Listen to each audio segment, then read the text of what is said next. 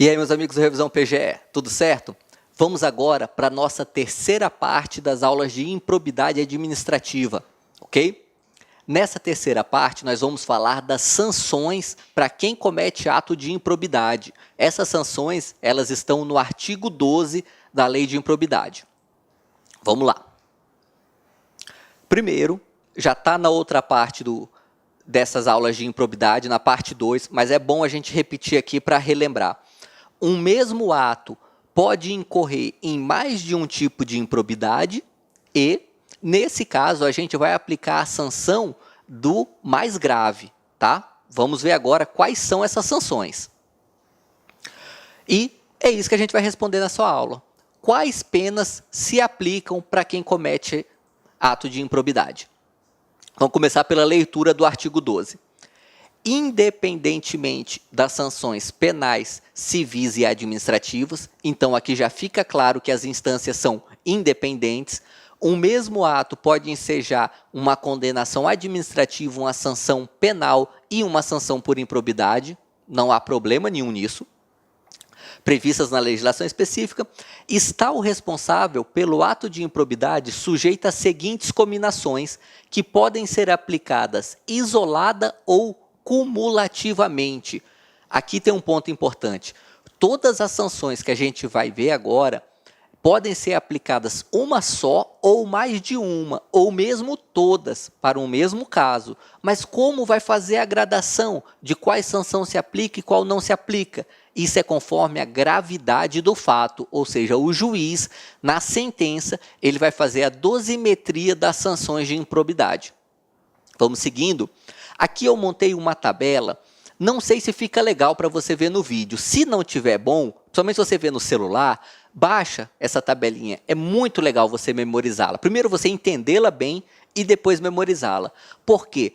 Para cada tipo de sanção, para cada tipo de ato de improbidade, enriquecimento, prejuízo, lesão a princípio, você tem certos tipos de sanções, ok? E é muito importante você conhecer bem essas sanções e saber as pequenas sutilezas entre elas. E essa tabelinha explica tudo isso, tá bom? Então, baixa essa tabela e dá uma olhada bem atenciosa nela.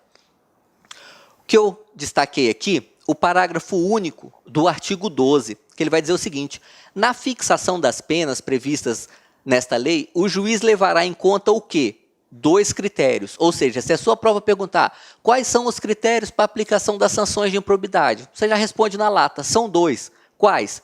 Extensão do dano e proveito patrimonial. Esse proveito patrimonial, obviamente, ele se aplica para o enriquecimento ilícito, tá bom? Mas esses são os 2 critérios que a lei traz para a gente. E muita atenção com a pena de multa, tá? Todos os tipos de improbidade têm uma multa prevista, mas o jeito de calcular essa multa é diferente para cada tipo. Olha só, quando a gente fala de enriquecimento ilícito, a multa é até 3 vezes o acréscimo patrimonial. E quando fala de prejuízo ao erário, é até 2 vezes o valor do dano causado ao erário. E quando for algo que atente contra os princípios da administração, aí é até 100 vezes a remuneração do agente público, tá ok? 100 vezes a remuneração, é uma multa alta. Benefício indevido de ISS, que é o artigo 10A, é até 3 vezes o valor do benefício, tá bom? Então, preste atenção com essa pena de multa, tem esse sistema de cálculo que é diferenciado para cada tipo de improbidade. E uma pergunta boa para você ficar atento. É possível aplicar sanções por ato de improbidade administrativa abaixo do mínimo legal? Ou seja, se a lei fala, olha, essa determinada sanção para o caso de suspensão de direitos políticos, ok? Por lesão a princípios, vai de 3 a 5 anos a suspensão. É possível que o juiz aplique essa suspensão em 2 anos? Ele fala, olha, eu sei que é de 3 a 5, mas esse cara tem bons antecedentes. Digamos que ele resolva fazer uma analogia lá com o artigo 59 e com as atenuantes do Código Penal. E aí ele fala, olha, ele tem bons antecedentes, ele nunca fez nada desse tipo, foi um desvio casual, 3 anos de suspensão de direitos políticos é demais. Vamos aplicar só 2 anos para ele. O juiz pode fazer isso? Ele pode fazer essa ponderação na hora de aplicar a sanção? O STJ, em 2016, entendeu que não. Olha só. As penalidades de suspensão de direitos políticos e de proibição de contratar com o poder público ou receber benefícios ou incentivos fiscais ou creditícios não podem ser fixadas abaixo de 3 anos, considerando que este é o mínimo previsto no artigo 12, inciso 3 da Lei de Improbidade. Não existe autorização na lei para estipular sanções abaixo desse patamar. Beleza? Então, não pode aplicar abaixo do que a lei determina. E acima, obviamente, também não, por falta de previsão legal, o mesmo motivo. Então, se a lei fala que a suspensão é de 3 a 5 anos, o juiz ele tem que se virar nesses 3 a 5 anos. Beleza? E uma última pergunta aqui para a gente encerrar essa aula. O sucessor responde pela multa civil por improbidade imposta ao de cujos? Em outras palavras, o agente que cometeu o ato de improbidade faleceu, os herdeiros dele responderão pela multa? A gente começa analisando o artigo 8º. Ele vai falar o seguinte: o sucessor daquele que causar lesão ao patrimônio público, ou seja, artigo 10, ou enriquecer ilicitamente, artigo 9º, está sujeito às cominações dessa lei até o limite do valor da herança. Então, o herdeiro responde sim. Qual é o limite? O valor da herança. Mas ele responde em todo caso? Não. O STJ, em 2016, entendeu que não. Ele só responde se for enriquecimento ilícito ou lesão ao erário. Se for meramente lesão aos princípios da administração, o herdeiro não responde pela multa eventualmente aplicada ao infrator. É o que foi decidido aqui nesse RESP. E, mais uma questão. É possível que haja dupla condenação em ressarcimento ao erário pelo mesmo fato? Olha só, olha essa hipótese. Os tribunais de contas, eles julgam ações de improbidade? Não.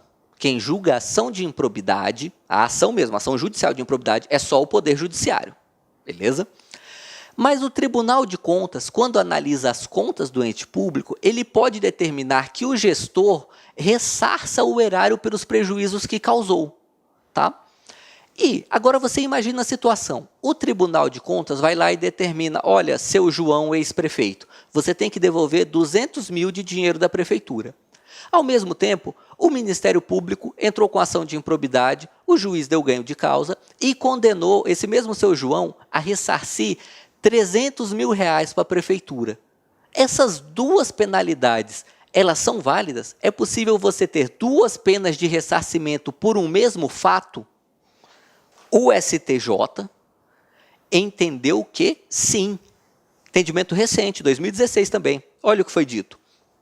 Não configura bis in idem a existência de título executivo extrajudicial, acórdão do TCU, e sentença condenatória em ação civil pública de improbidade administrativa que determinam o ressarcimento ao erário e se referem ao mesmo fato.